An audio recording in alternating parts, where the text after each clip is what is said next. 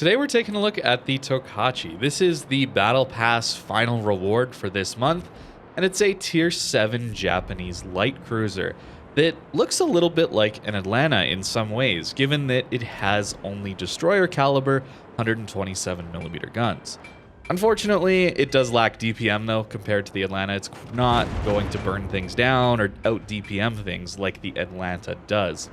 However, it has some really good torpedoes. The key highlights here are that they're fast, they have 12 kilometers of range, they do over 17,000 damage each. So even though you only have 3 per side, if they hit, they're doing a ton of damage. And you can stealth torp. If you have a commander that has at least 10 points, you can run concealment, and you get yourself around 10.5 kilometers of concealment with 12 kilometer torps. It's pretty nice. Although the game I have for you today was pretty difficult to play this ship because the enemy team just ran away. We're in a bit of an odd matchmaker situation here where it's all tier 7, which is very nice, but it's only 10v10 and very few enemy ships actually came to this flank, so that's why I cut out the first 9 minutes of this game. We'll cut to the action-oriented parts just to show you what this ship is capable of in certain circumstances. There is a cyclone here, which is allowing me to push up and YOLO this battleship. You'll see that we're doing okay at that. I'll show you the armor viewer in a little bit. There's some reasonable plating, although if you give broadside, you will die.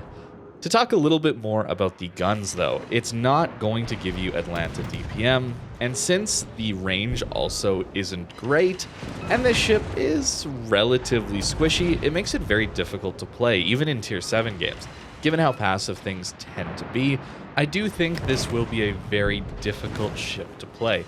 It won't even bring the radar value in cap contesting or in ranked battle games, so this to me feels like a interesting ship for collectors, but I don't actually see it being that much of a meta definer, and I think it's going to be actually very frustrating to play a lot of the time, given that it really wants people to push into you. If you're chasing people, it's going to be very hard to do any sort of meaningful damage because of the poor gun range and torps that are really best when used while kiting. Of course, we can YOLO into people and get lucky. We still lost most of our HP there, YOLOing that Prince Heinrich. It's not going to work every game, and that's not really something you can rely on, is these YOLOs. The torpedoes are very strong. We only needed 2 out of our 3 to actually take out that Heinrich, who was on, what, 3/4 HP? So we could have used all 3 and probably still killed him. They're very powerful torpedoes, but that's really all I see this ship having. To be fair, I really haven't played many games with this ship at all because it is in the Battle Pass reward, and I actually don't have it on my main account quite yet. So keep that in mind, I haven't had a lot of time to play with it. Reload booster on the torpedoes is pretty good. Notice how we're able to get a lot of torpedoes off into this gap. At least we hope that the Synop will sit there. Although unfortunately for us, he does get into this gap and dodge all of our torpedoes. So it's going to be a very difficult game to win. In fact, this game is pretty much impossible to win. But maybe we can get another YOLO off on this Synop or something like that.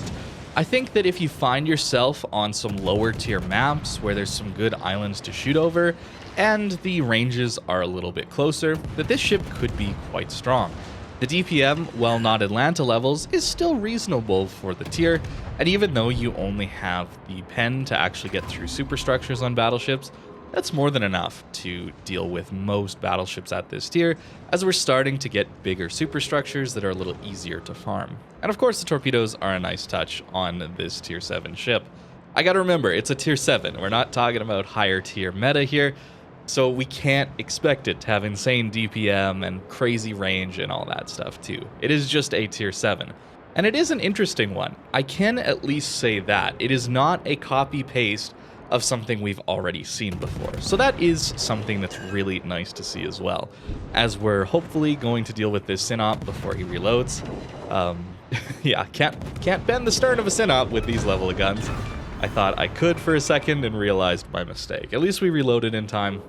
And we kind of claw things back, but look at the HP differences. This game is well out of hand at this point, and unfortunately for me, we're actually going to lose all of our remaining help here in the next few seconds. I really like that this ship is interesting, not overpowered, and very unique.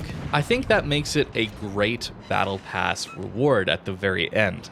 I don't want the end of a Battle Pass to contain some meta-defining ship that is way better than anything else at its tier. I don't think that would be very healthy for the game. That would certainly add a pay-to-win aspect. But at the same time, putting a copy-paste ship at the end of a Battle Pass really wouldn't be much of a reward at all. So I don't really mind how this ship is being earned and paid for by players, but let me know what you think in the comments down below about this being the final Battle Pass reward of the very first Battle Pass. Let me know what you think about the Battle Pass in the comments below. If you're curious about how the Battle Pass works or a little confused about it, definitely go check out my previous video where I go into probably too much detail on how the Battle Pass system is going to work and how you earn levels and how much time and money it's actually going to take you to complete the Battle Pass. As this game is wrapping up, yeah, no real hope of winning this game, but we do manage to get up over 70k damage, which is decent for a tier 7 cruiser. Although, I think you'll agree that this was a bit of an outlier game, considering we were YOLOing battleships in a cyclone and seemingly surviving that as a light cruiser. So it's really not going to look like this. This is not a great example of it. But like I said, I didn't really have much time to gather footage for this before the Battle Pass went up. I should have been playing it a little earlier, but I was a little bit too focused on the Yodo and trying to figure out the mainline. Unfortunately for me, I'm actually failing to deal with this destroyer here. So even with some reasonably fast firing guns and pretty good dispersion, you can get trolled sometimes, although perhaps my aim is a little bit off as well.